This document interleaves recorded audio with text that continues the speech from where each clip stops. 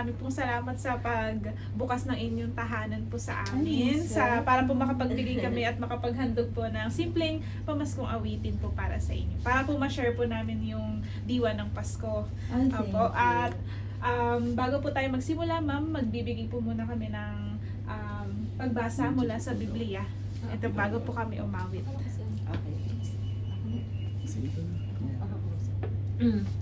Magandang hapon po ulit, ma'am. Atin pong pasimulan sa pamamagitan ng pagbasa mula sa banal na Ebanghelyo ayon kay Lucas. Nang dumating ang takdang araw upang manganak si Elizabeth, siya ay nanganak ng isang lalaki. Nabalitaan ng kanyang mga kapitbahay at mga kamag-anak na ipinagkaloob ng Panginoon ang kanyang dakilang awa sa kanya, at sila ay nakipagsaya sa kanya. Noong ika-8 araw, dumating sila upang tuliin ang bata, at nais nilang tawagin siyang Zacarias na tulad ng kanyang ama. Ngunit sumagot ang kanyang ina, "Hindi, siya ay tatawaging Juan." Ngunit sinabi nila sa kanya, "Wala sa inyong mga kamag-anak ang may ganyang pangalan."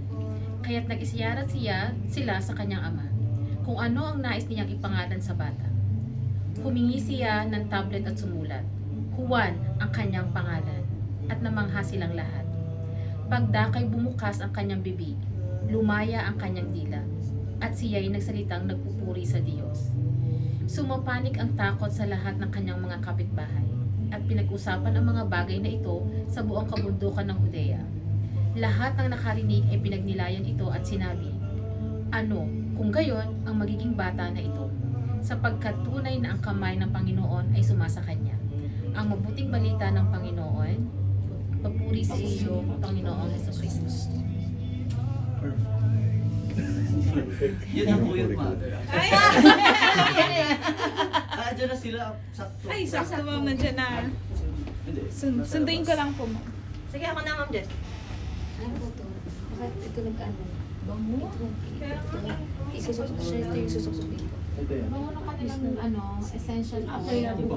humidifier. Si ano? Ano nga ba yan, Gab? Jasmine. Sa jasmine. Ako pala yun eh. Kaya ako Andiyan ito sa Jasmine. Mainit ba? Buksan ko yung aircon. Gusto mo? Hindi ako naglalaro. Yung past few days, di ba? Sobrang lamig. Ngayon naglailo siya. Napagod na siya. Ayaw niya.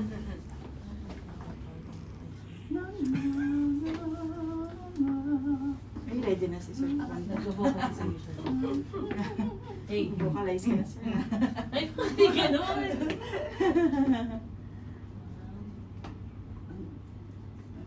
As in, lumagali kayo simula nung 19? 19 ba? Yes. Nagpahinga lang po ng 20. Ito na po. This is a healthy sign. Hello po. Pasok po. Pasok po. Hi po, ma'am. Pasok po. Pasok po. Ito sa akin kasi. Ay, si Sir. Hello po. Pasok po. Pictures, sex bomb dancers, are you ready? Ikaw ba mag-video, Sir? Kasi hindi ako marunong ngayon. I-send ka ba sa inyo?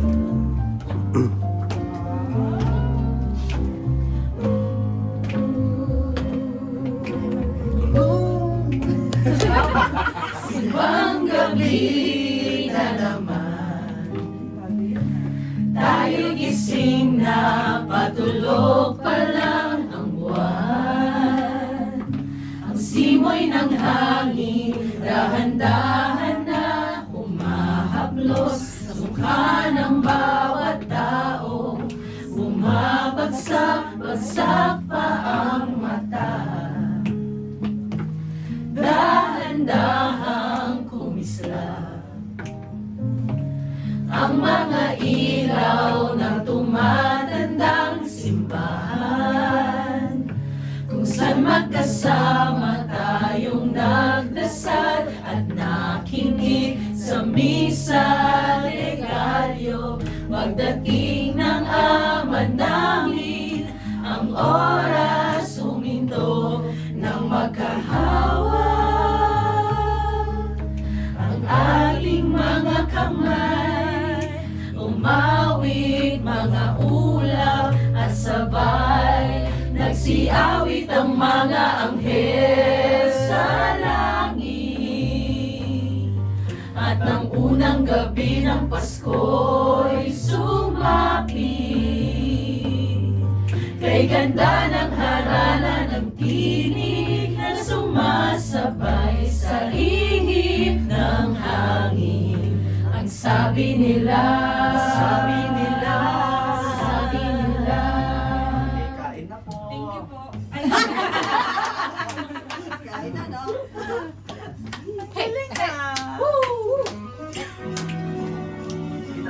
Merry Christmas! Hey! Taas, taas, taas.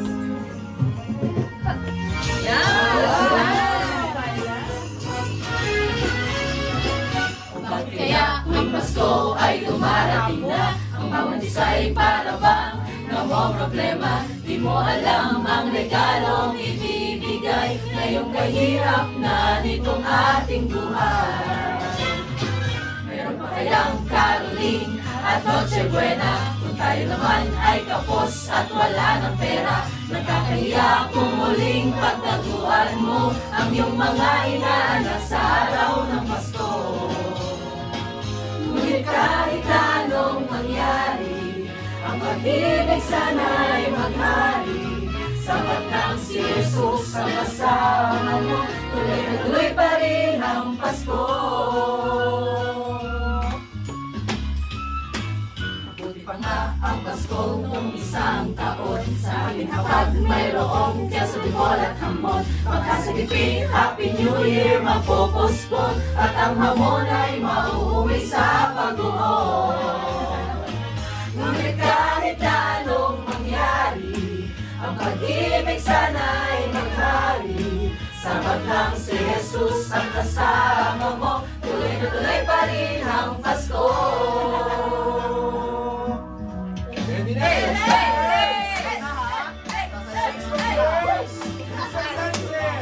ibang-iba talaga ang Pasko sa Pinas! Nadarama ko na ang lamig ng hangin, naririnig ko pa maliliit na tinig. May nalantan sa pinagsama-sama ginawang tamborin.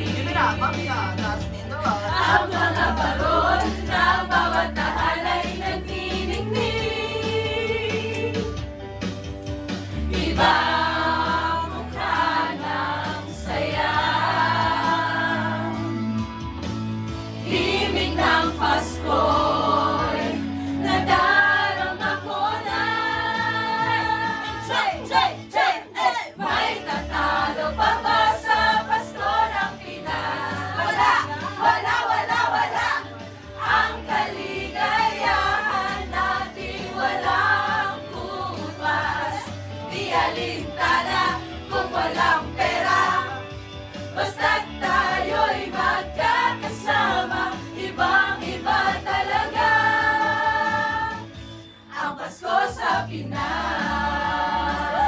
Saan tayo, Pitch? Satar naman tayo. May simpleng regalo na sininong at singinang para sa inaanak na nag-aabang. Ang buong pamilya ay magkakasama sa punuan ng Christmas tree. Kaya na ang barkada, ikaw ay niyayaya para magsimbang gabi. Ibang mukha ng saya,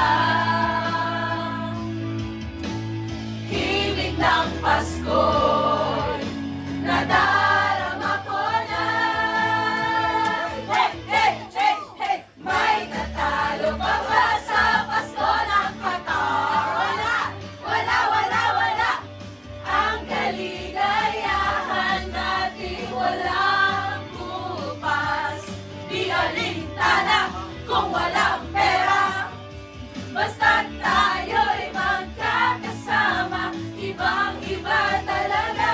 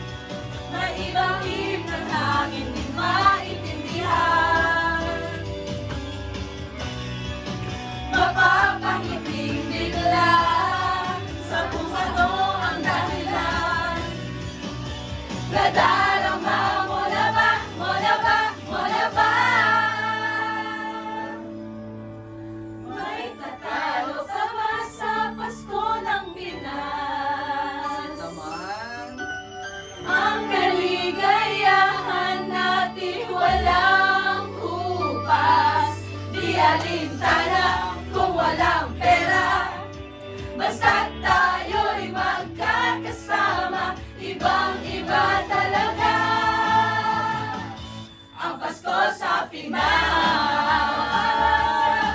ng Pinas. Wala ang kaligayahan natin walang bukas.